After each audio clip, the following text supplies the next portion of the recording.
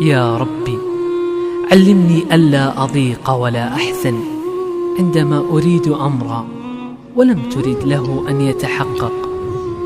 يا ربي علمني ألا أتعب نفسي حينها.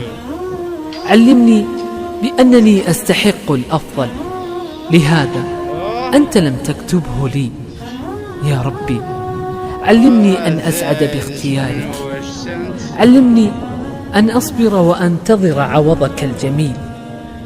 يا ربي علمني أن الألم هو آخر ليل الانتظار، ولا بد أن ينتهي ليشرق صباح الفرح. يا ربي علمني أن أحيا بروح منك تحبك، تثق بأنك ترحمها ولن تخذلها.